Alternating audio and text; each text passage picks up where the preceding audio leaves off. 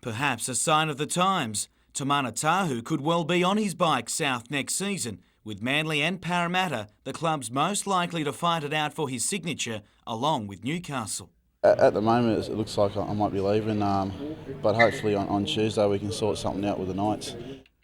The Knights tabled their final offer over a week ago, but Tahu looked around parts of Sydney today with his family, saying he'll make his decision by Thursday. At the end of the day, I'm worrying about my kids' future. Clint Newton has secured his own for the next 3 years at least. In agreeing to stay a Knight, the young back rower aims to remain one for his career and earn life membership. That's the sort of feeling I've got towards the club, and they've showed faith in me in the past, so I thought I'd put a bit back.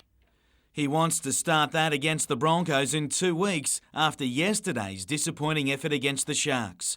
In a first-half effort labelled disgraceful and embarrassing by their coach Michael Hagan, he got no argument from his players. We've taken ownership of that. I know I have. Definitely wasn't one of my best games, and that's what you've got to live with. Facing the bye, the club must wait 2 weeks when it hosts Brisbane. Jim Callanan, NBN News.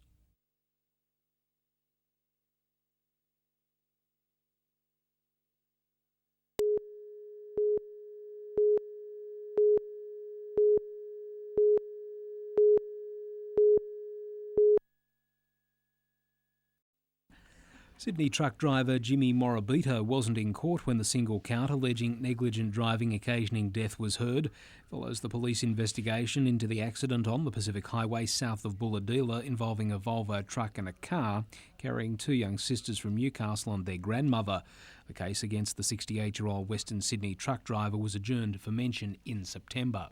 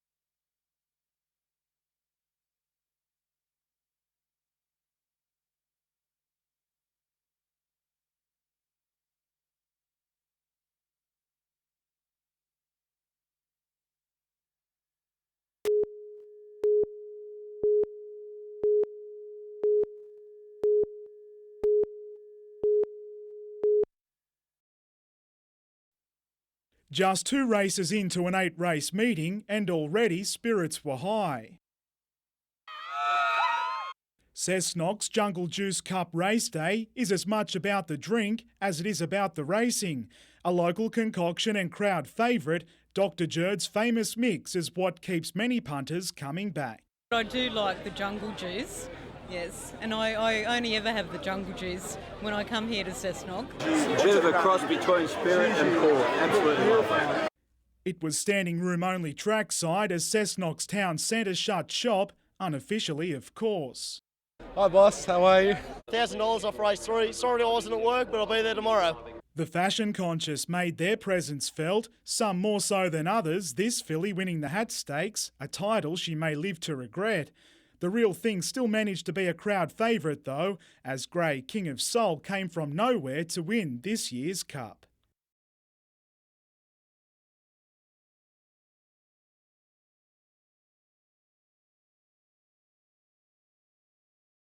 King of Soul paying $6.60 for the win, the trifecta a healthy $837.30.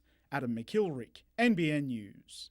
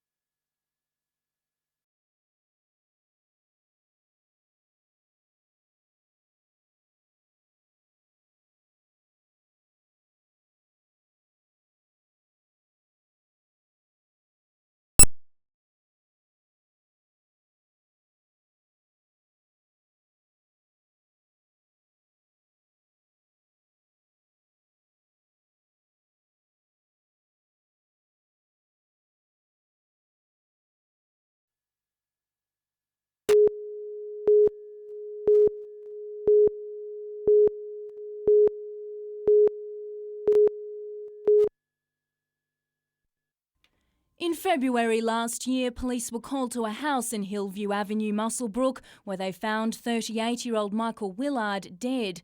The father of 3 and volunteer firefighter had suffered a gunshot wound to the head. His wife Michelle told police someone had broken into their house while she was asleep. Crown Prosecutor Peter Barnett today told Newcastle Supreme Court he would try to prove that it was a contract killing and alleged Michelle Willard was a party to the murder.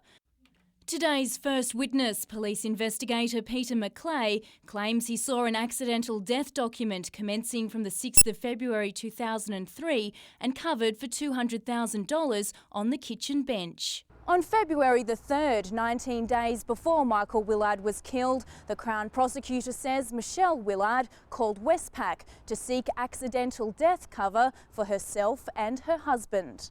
The prosecutor told the court she was told by Westpac it only covers you if you die accidentally. She asked, is that a car crash, plane crash, shot, killed, seeking information on how to make a claim. He added that Michelle Willard told a real estate agent shortly before the killing that her husband was going to die that week after a tarot card reading by a psychic. The trial continues. Jane Goldsmith, NBN News.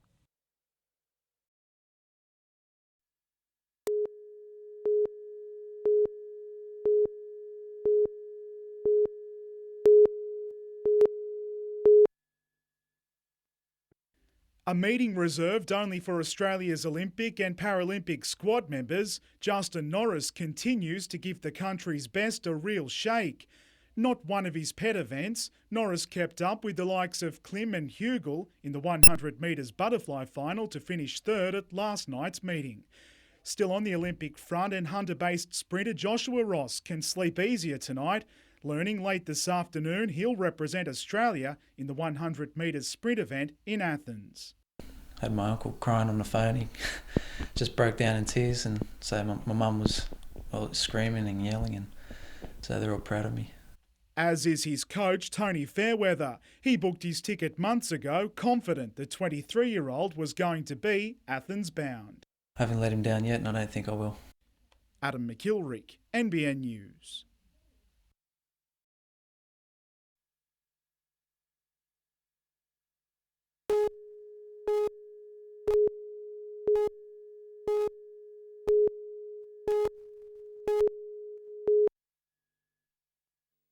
By daylight, a smouldering mess was all that remained of the two-storey house in the Newcastle suburb of Merriweather Heights. About 3:30 this morning, the first arriving station commander found the house totally involved in fire.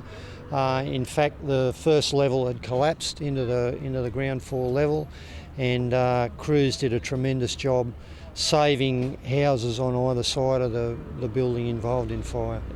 A couple awoke in the upstairs bedroom to the sounds of shattering glass before making a daring escape. They've been able to climb out the bedroom window, across the roof of the back veranda, and then down the side of there onto the pool fence and then down to the ground.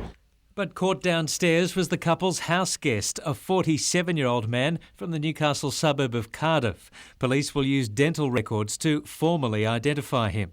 He was discovered basically lying next to a fire extinguisher, so we believe that he was probably trying to fight the fire at the time, that he was most probably overcome by smoke.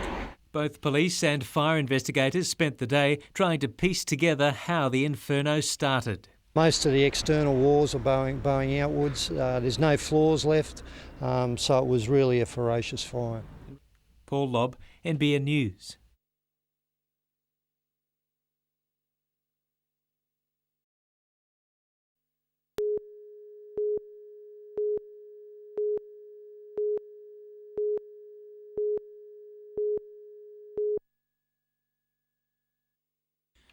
Backed by its wealthy owner Con Constantine of Parklea Market fame, Newcastle United has shocked the international soccer community in securing one of the game's biggest names, Terry Venables.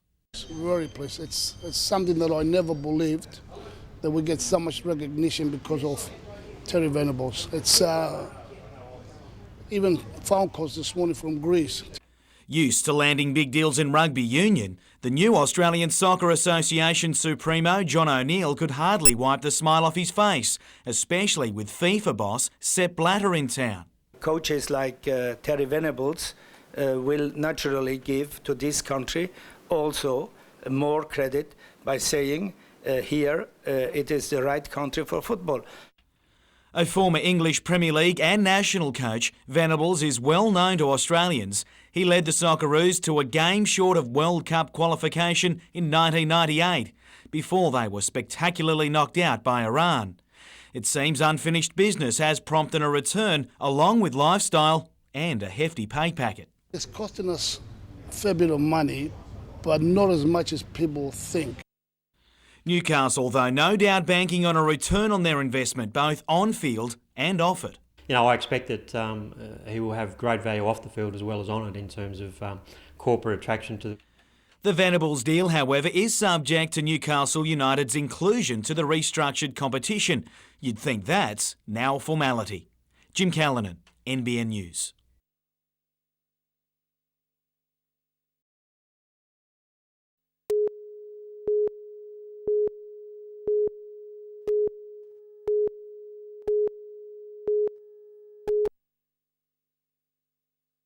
A man in his mid-40s was attempting to cut the top off a 44-gallon drum on a property west of Muswellbrook this morning when vapour inside the drum ignited. Ultimately, there was an explosion and he sustained about 70% partial and full thickness burns to his entire body.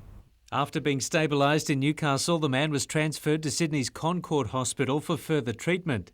Meantime, a 74-year-old man was flown to Newcastle after a chainsaw accident at Burrell Creek, west of Taree. And somehow the chainsaw was kicked back, and he's sustained some fairly severe facial injuries to his nose and one eye. Both Hunter Westpac rescue helicopters were in the air at the same time today on their bush Mercy dashes. A great lifestyle, living out on a farm, and some of these valleys we go to, they are very picturesque, but they are isolated, and the helicopter has proved a great vehicle for getting us out there so that we can continue the treatment from the local ambos and bring the patient back to the John Hunter. Paul Lobb, NBN News.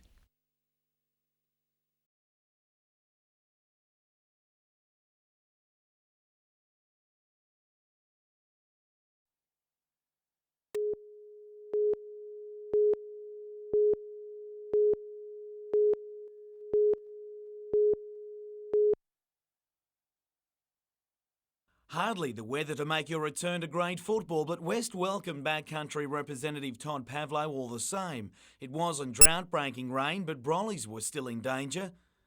Soaking up a heap of pressure early, Todd Madison cracked home defences.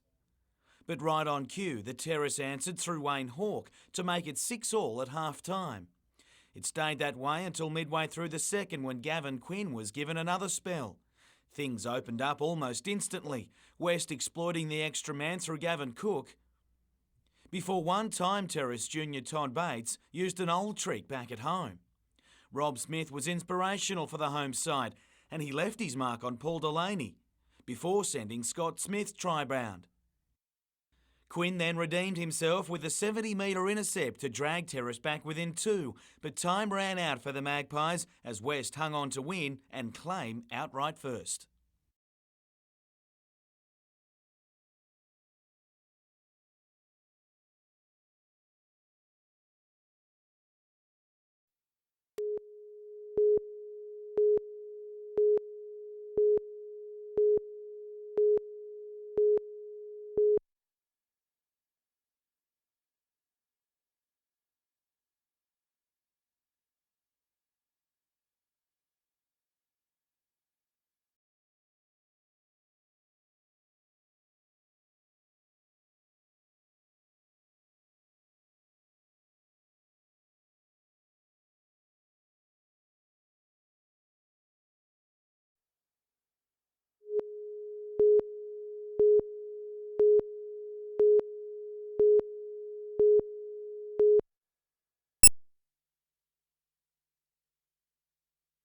The fiberglass and engine-enhancing phenomenon certainly isn't something new.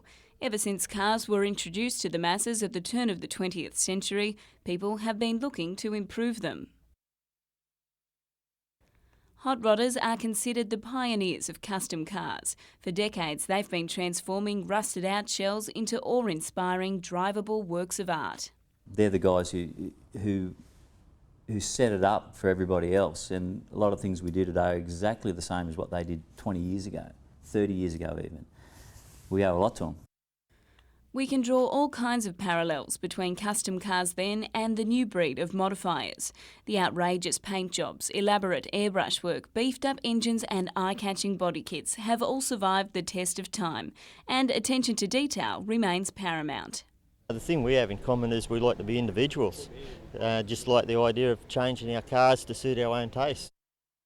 However, there are a few things that separate the rodders from today's modifiers. Nowadays, it's a whole lot easier to customise a car. You can go to any shop, you can go in and say, I want this, and they'll build it for you. A couple of months later, you have the car of your dreams. Otherwise, some guys will spend 10, 15 years building a car at their own leisure. But the majority of rodders harbour no hard feelings for the new breed. In fact, they encourage it. I've got no problem with talking to fellas that's got these little 4-cylinders because they can do some unreal things with them as well as what we can do with ours. Some of them are absolutely brilliant cars. They're as good as any hot rod, some of them, and we can appreciate them and we hope they can appreciate us. And while today's modified cars in no way resemble the bulging beasts of the 20s and 30s, the camaraderie which envelops the scene and the satisfaction it brings car owners remains just as strong. Anyone can go out and buy a new car, but to drive a street rod or a hot rod that you've done 90% of the work yourself, it's a really good feeling. I love it. It's my baby. It's a great feeling to drive a nice car, and it's even better to have other people enjoy it.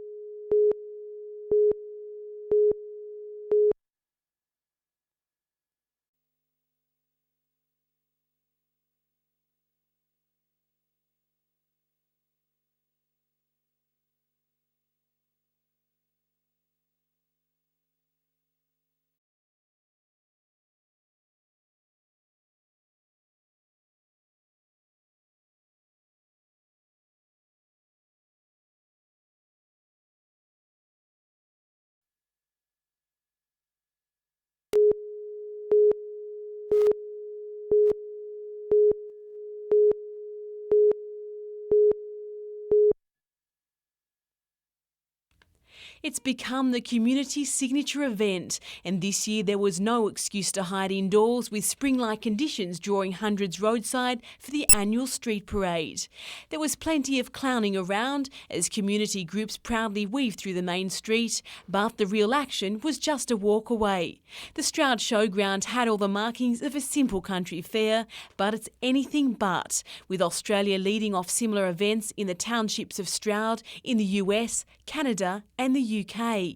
Participants found more than one way to warm up, with sprints, a tug-of-war, woodcutting competitions and the event the town is renowned for, the 44th annual brick and rolling pin throwing contest. The boys made their presence felt on the field, hurling building products in style. Just sort of spin around and try and get rid of it. Yeah. A bit of fun. Just hold it in your hand, either put your finger either side of the block and keep your arm straight and just catapult it. And there was little doubt what some of these women think about cooking, their rolling pins also biting the dust. Colleen West, NBN News.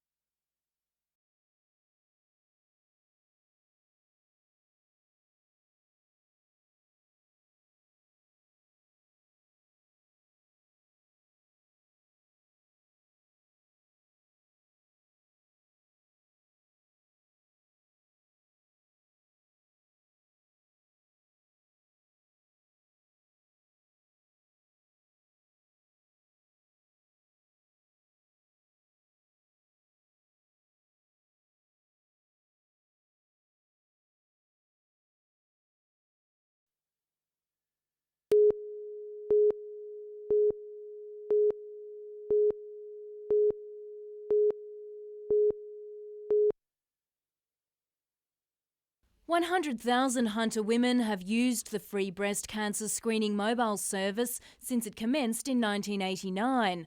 But now, due to a shortage of radiologists, women needing routine checks must wait until September at the earliest. We have to identify additional radiologists. The hospital, the Mater Hospital and the Area Health Service are both trying to remedy this problem, and we're exploring all sorts of avenues.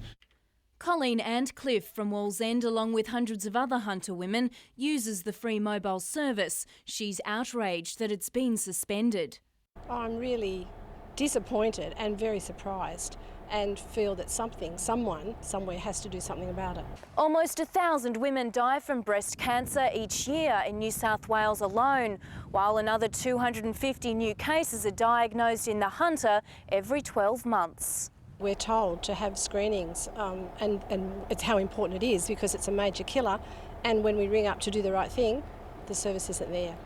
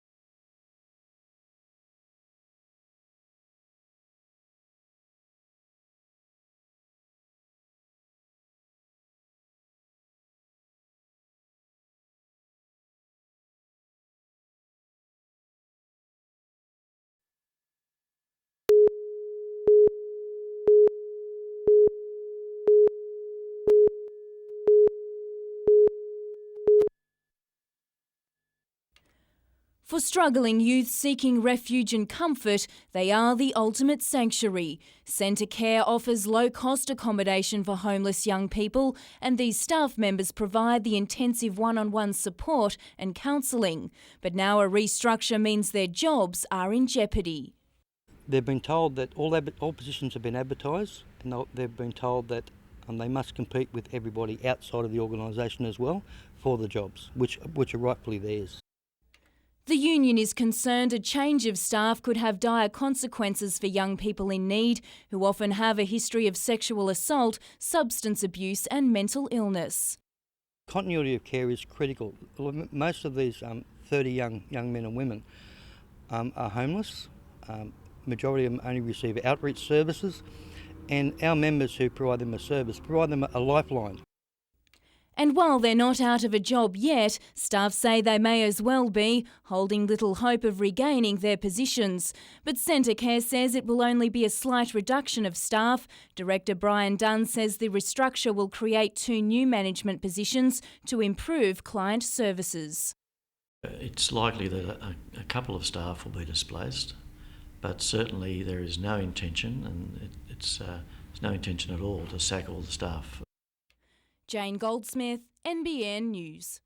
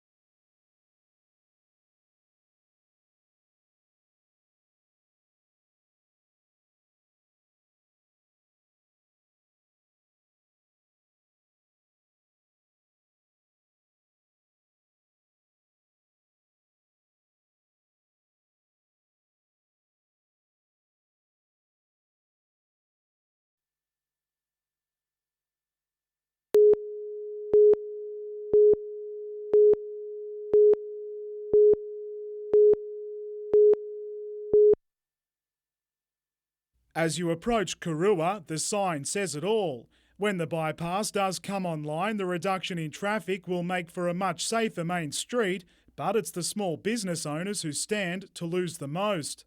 We can't have our cake and eat it too, so we've got to find out a way that we can make the two of them work together.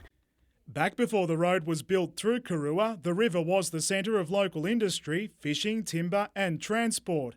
After the 1950s, the Pacific Highway took pride of place business-wise, and that's the way it's been ever since. Now the river is back in the spotlight, but in a much different capacity. We need to hang on to a very valuable resource, and that's our young people. And if we want to hang on to our young people, we need to provide jobs and opportunities for them. So, and to do that, we need the tourist dollar. With the bypassing of the town here, the river and its significance to the people here, and as a tourist attraction, needs to be promoted. And that's where the bottling comes in. A sample will be sent to Brisbane's International River Symposium, where environmental experts discuss the best possible management of waterways. In Kurua's case, the cleaner the better, as local shopkeepers pin their hopes on this ecotourism project to keep their heads above water. Adam McKilrick, NBN News.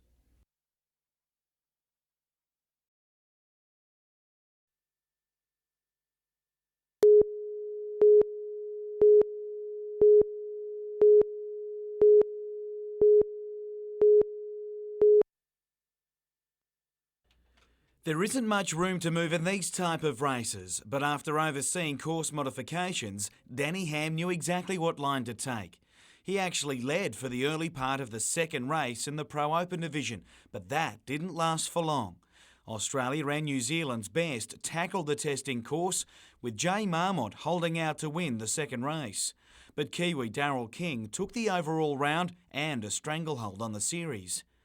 Competitors got a kick out of the 8th International Shitoru Karate Cup in Newcastle at the weekend. Some literally. As predicted, Japanese fighters dominated, but there were strong showings from Hunter-based competitors in the senior divisions that rounded out the championship yesterday. Meanwhile, the entrants proved they're on the pace for a shot at the title in their game against Norths in the Premier Hockey League. The ladder leaders, though, didn't take long to hit their stride. They taught the Central Coast side the hard way not to give them any second chances as they traded goals. A 5-all draw showing this premiership race is far from over. In other games, wins for South, Gosford and Tigers. And the Newcastle North Stars have wrapped up the minor premiership in the National Ice Hockey League with some stunning goals highlighting a 5-3 win against Adelaide.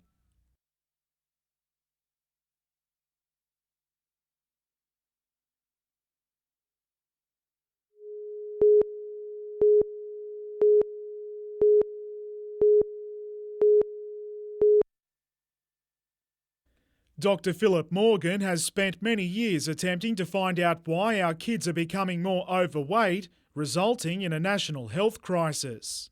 Primary school PE was an area that was sort of recognised as having quite a few problems, and given its significance and importance, I guess that sort of established for me the value in researching in that area. And it's won him a top honour, one that's only issued by a number of national health and education bodies every 2 years. An avid supporter of PE programs, the University of Newcastle academic is calling for a curriculum overhaul to include more exercise. It's well established that involvement in physical activities and being able to be confident to perform those various physical activities allows people the opportunity, and particularly children, to achieve their physical potential.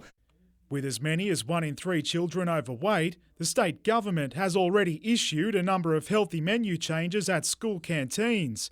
Not enough, says Dr. Morgan, who claims teachers aren't properly educated to implement more PE into school life. The classroom teachers are saying we don't feel equipped to teach physical education and we need support and resources to do it effectively. Or we have to really support the call for the introduction of specialist PE teachers into primary schools. Adam McIlrick, NBN News.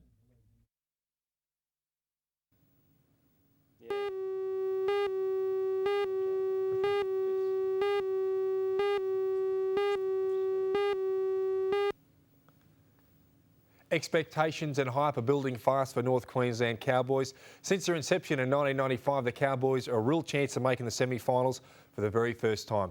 Now, they're currently sitting on 6th position on 23 points. In the last 2 weeks, they've beaten the likes of the Dragons and the Knights, and both these teams are solid contenders for the finals. Now, the other pleasing aspect for the Cowboys is that they've been winning without their stars. Matt Singh, Glenn Morrison, Kevin Campion, just to name a few. And while the next month of football is paramount importance as they try to make the semi-finals, this week they come face-to-face with the ultimate reality check, the Bulldogs at the Sydney Showground. Now, this week, North Queensland will try to make a club record of 4 straight wins, but the Bulldogs, they'll be attempting their 9th straight win, and the equal competition leaders will most likely win this game. But what it is a great litmus test for the Cowboys. They'll know exactly where they stand for their run home. And their run home for the next 4 weeks is looking really good. They play South, Panthers, the Tigers and the Sharks. Look, I think they can do it. I'm going to tip the Cowboys to make the finals for the very first time. Anyway, on to round 22, Storm take on the Dragons. Now, if the Dragons win tonight, they will leapfrog the Storm, who are currently in 5th position. The Dragons have a horrendous record against the Storm, only winning 1 of their last 9 games. And Saturday, I like the Broncos. Knights to win, of course. Big game at home for the Knights and the Panthers. On Sunday, I like the Tigers, Bulldogs and the Roosters. Good luck with your tips. I'll catch you all next week.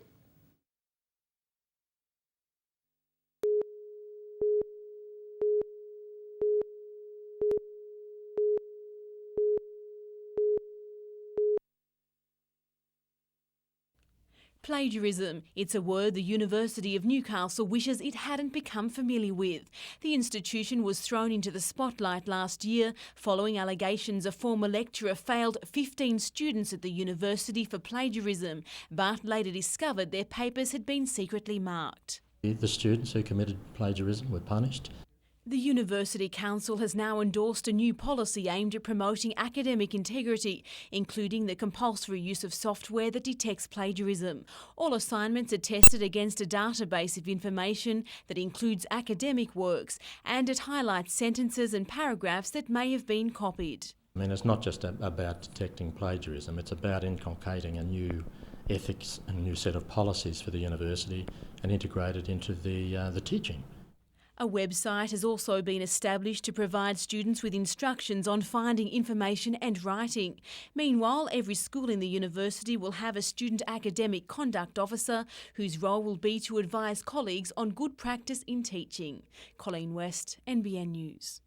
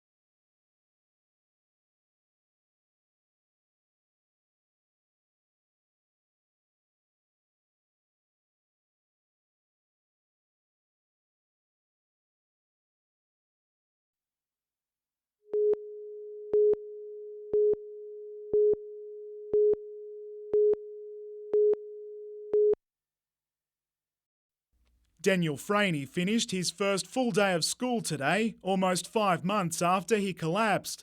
The Year 10 student doesn't remember what happened that March day, but it's something his teachers who performed CPR to keep him going won't forget in a hurry. It was a real team effort from everyone concerned. That's measuring the pulse and actually the pumping on the chest and the breathing. It did seem to go for a while, but yeah, just had to keep doing it. If it wasn't for the teachers' quick thinking, the ambulance wouldn't have had anyone to work on.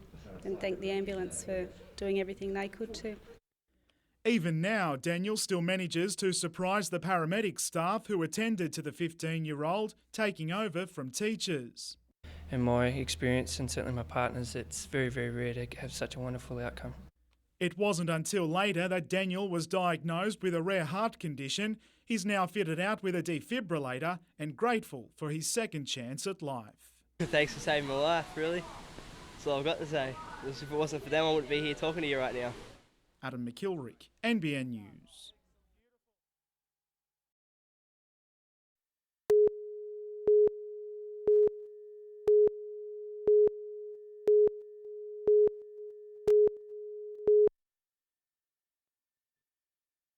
The fire season is already upon us, with grass and spot fires giving the region's firefighters more than enough to contend with. And with the traditional windy season here, it's expected to get much worse. We haven't seen hot weather yet, so if the winds continued like this, we certainly wouldn't be very happy. Today, teams from 15 zones across the state race the clock at the Region East RFS Championships at Cessnock. Superintendent Beltran says events like this aim to prevent devastating fires, like the one at Abernathy 2 years ago, which claimed the life of one man. We think we're fairly well prepared, but we'll never rest on our laurels. We'll always try to make sure that we get whatever edge we can get to make things even better. Meanwhile, new fire districts have been declared for New South Wales ahead of summer to ensure information about blazes and fire bans are more specific. In the past, fire bans would apply to whole weather forecast districts, regardless of whether or not individual areas required it. Colleen West, NBN News.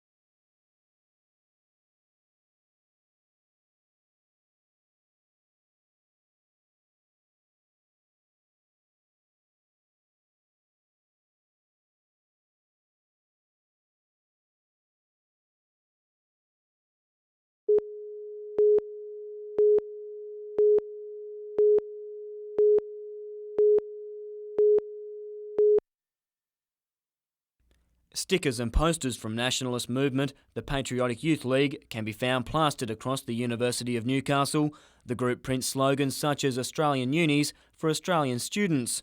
However, the organisation denies responsibility for other posters that have been put up, urging women not to have sex with black men because they are responsible for spreading AIDS. The Student Association says the campaign has increased in the last week. Stuff like Asians are taking all our university places, which is patently untrue. Don't have sex with blacks, they'll give you AIDS, those sorts of things. Race-related attacks on members of the uni's 2,000 international students have also been reported. Herbert Gautama from Kenya says he was pinned against a wall and nearly choked after being verbally assaulted at a university bar. Things like, get out of this country, you black monkeys, and stuff like that. University administration refused to comment, however it confirmed the racist propaganda had not been reported to police. I'm absolutely appalled that something like this can happen in a university in New South Wales and not be taken seriously enough for it to be reported to the police in the first instance.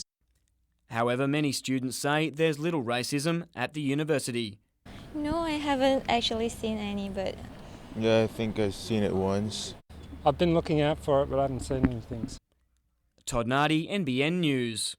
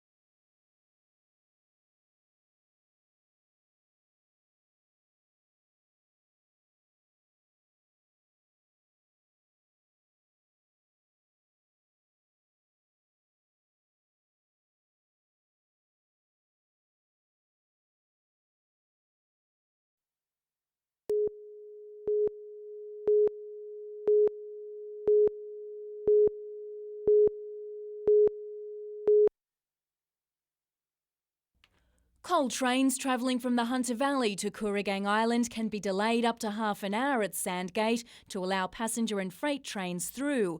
This creates a major snarl in the Hunter Valley coal chain and results in noise disruption to the local residents from trains stopping and starting. It's a significant problem in the efficiency of the coal chain from the Hunter Valley to the export port. Coal trains currently have to stay there for about 20 minutes to half an hour.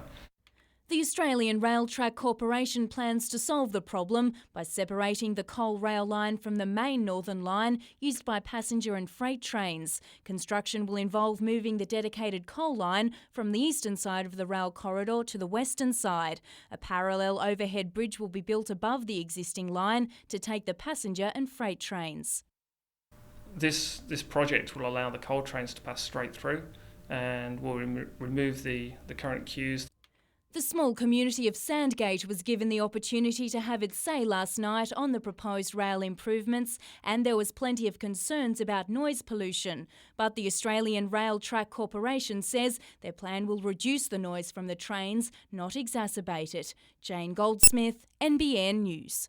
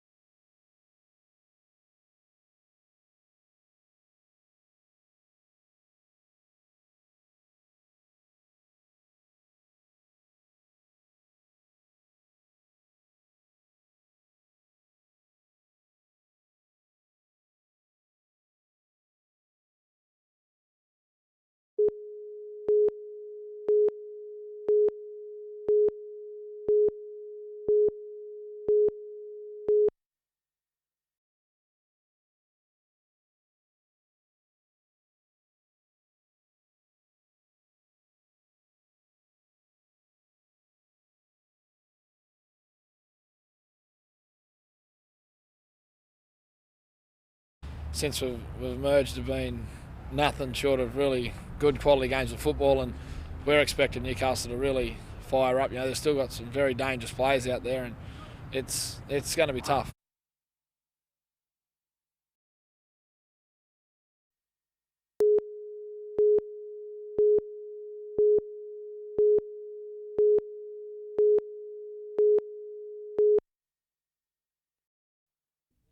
During peak hour traffic this morning, police believe a Holden Commodore towing a caravan travelling west along the New England Highway changed lanes suddenly, crossing in front of a semi-trailer travelling in the same direction.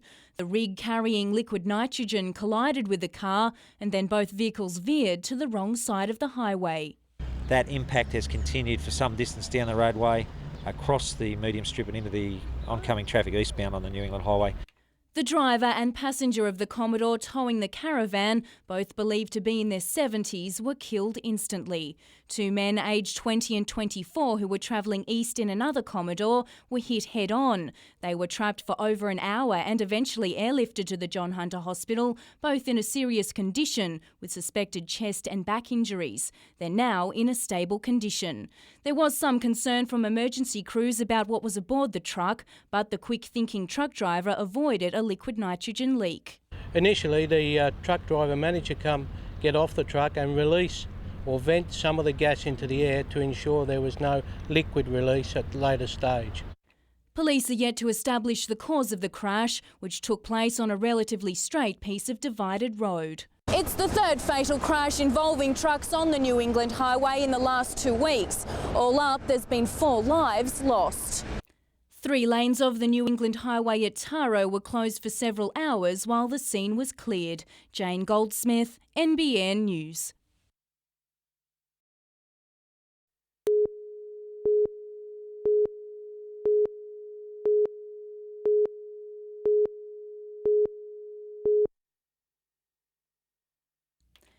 The Hunter Valley Gardens is helping to put Port Colborne on the international tourist map with its 25 hectares of feature gardens and spectacular floral displays. Those with an appetite for beautiful gardens are well satisfied here, with a smorgasbord of botanic delights open to the public every day. And what we're seeing now is a growing number of people from interstate and internationally. And so, and we also understand from the Visitor Information Centre that about 20% of all visitors through the centre are coming specifically to see the gardens. Up to 5,000 people now visit the gardens each week, and that's quite an accomplishment for an attraction which has been operating for less than a year. Last night, the Hunter Tourism Awards recognised Hunter Valley Gardens' flourishing success and achievement in attracting a new tourism market to the region. Today, their general manager was still blooming with pride. We're delighted with the significant attraction award, and yes, we're coming up to our first birthday in October. And so to achieve the award so quickly, although we've been building the place for 6 years, so it's been some time in the making. Among the other winners at last night's awards, Hunter Valley Steam Fest for the top regional event and Blackbutt Reserve for ecotourism. Some of the other standouts include Lake Macquarie Art Gallery, Moonshadow Cruises and Sand Safaris. Jane Goldsmith, NBN News.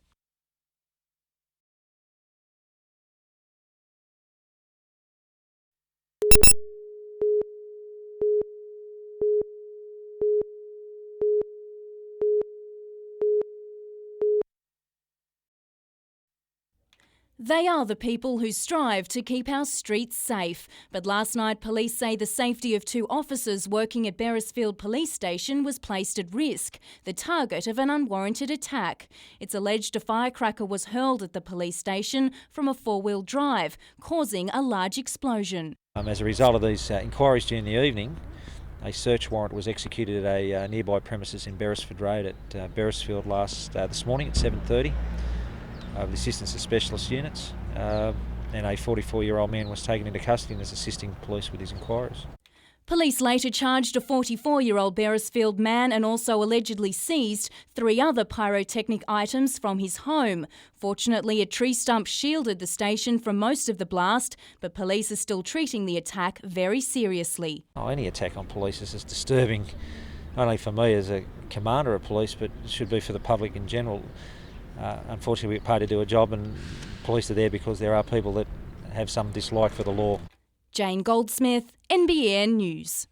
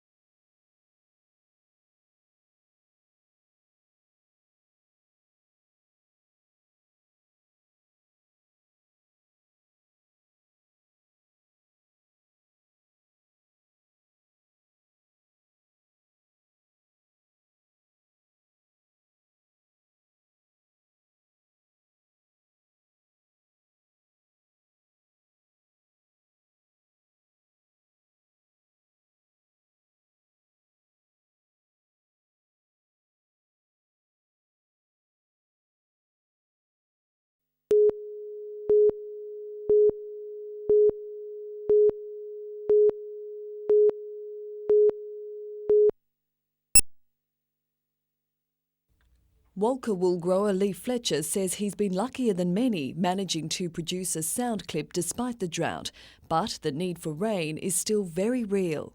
Yeah, we need good follow-up falls, to continue now for a while. And much of the wool being offered here in the first sale of the season is showing the stress of drought. A lack of pastures has increased vegetable matter, and that translates to fewer dollars for farmers. It is a big consideration as far as discounting wools. Obviously the wools that are carrying a lot more vegetable fold have to be processed more, so buyers take that into account when they're purchasing these wools. There are a few better types, and I think that they will probably attract a small premium, but the offering as a whole won't do anything much to stimulate the market. Buyers and farmers alike are banking on a better spring to improve clips later in the season. Fluctuating world conditions are also impacting on farmers' returns. Lee Fletcher, for one, is staying philosophical. I guess you just got to go with the way the world market is and produce what you can as best you can, and hopefully you'll get a good reward.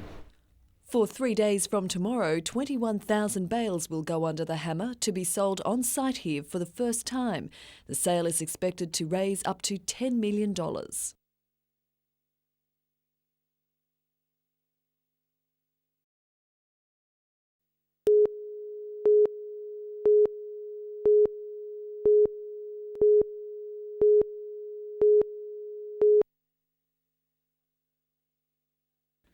Given the number of tankers with which we share the road, it's this type of explosion authorities fear could strike at any time.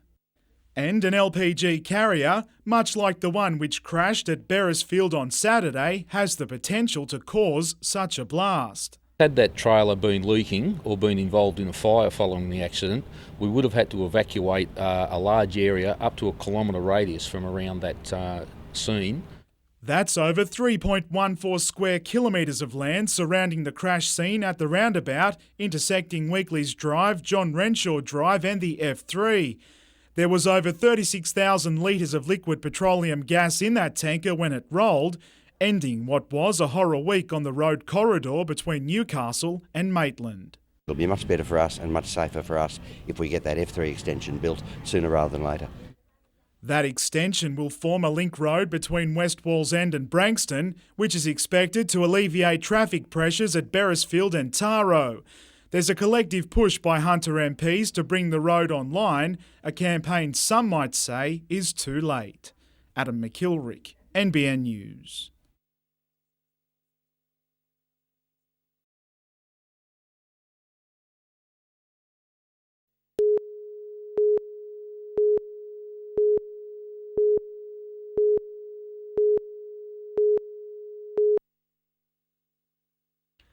Able to run, it's how his head holds up this week to some contact work that will really give Steve Simpson an idea of his ability to play.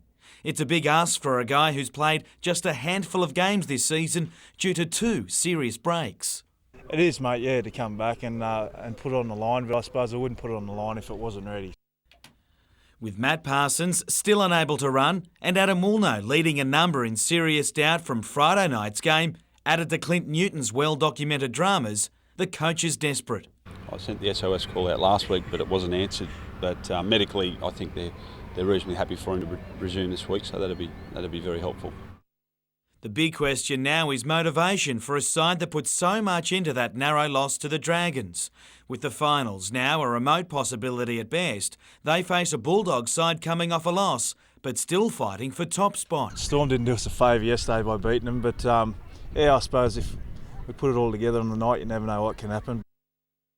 The side to play the Bulldogs will be released tomorrow. Jim Callanan, NBN News.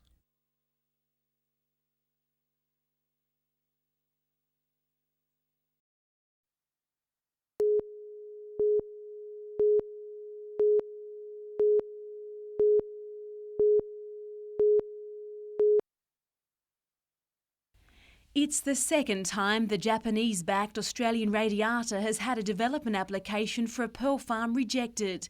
Minister for Infrastructure and Natural Resources Craig Knowles says the 30-hectare operation could jeopardise water quality, the livelihood of marine animals and even threaten tourism in the area. They're issues tour operators have fought hard to have realised.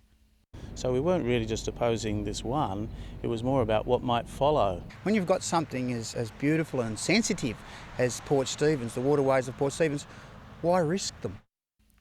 Mr Future has rebuked claims the fight against the pearl farm was racially motivated. We would have been fighting it no matter where the money or the idea came from. Managing Director of Port Stephens Pearls, Ian Burt, says he's shell-shocked and angered by the decision, which he claims was made with very little consultation. He says the ruling sends a bad message to foreign trade partners and could jeopardise future investment. The company behind the proposal is now seeking legal advice on the matter. Colleen West, NBN News.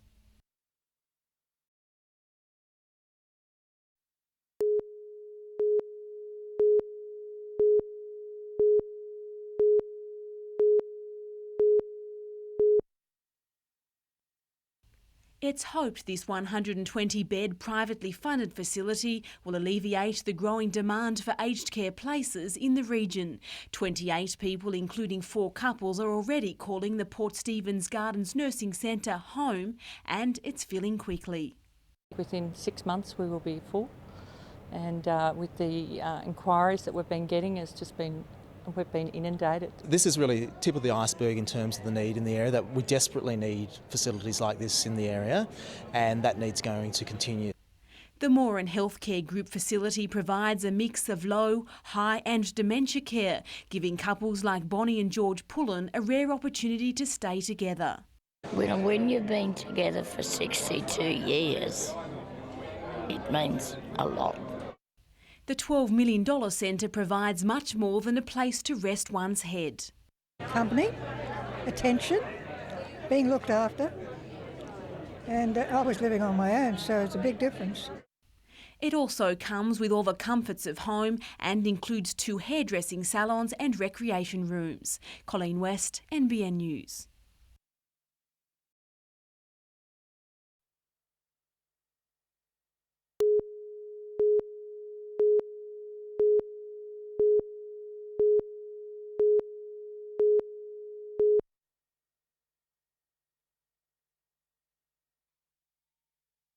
It was a start to trading to rival any adult bargain scramble. Hundreds of kids from 7 schools engaging in a kiddies bazaar that put into practice what they've learnt in the classroom and their own schoolyard from a program developed at Maitland Public School known as Life Skills. The beauty of it is that we try to engage the kids with relevant activities that relate to the real world. Some were traders selling products made by their school. Others were cashed up with the local currency and ready to shop. The recycling aspect of Life Skills was also showcased, like how European carp become fertiliser for citrus and the cumulative result of collecting wine corks and ring pull tops. For participants, the lesson looks set to serve them a lifetime. It teaches kids to collect stuff and work for money, and when you get your money you can bring it to some place like here and you can actually spend it and get stuff. And when it comes to spending their hard-earned, parents believe children are much more astute consumers. They think, do I really want this? Is it worth this amount of money? They do weigh it up, and I think that they've learned a lot from it. Gary Blair, NBN News.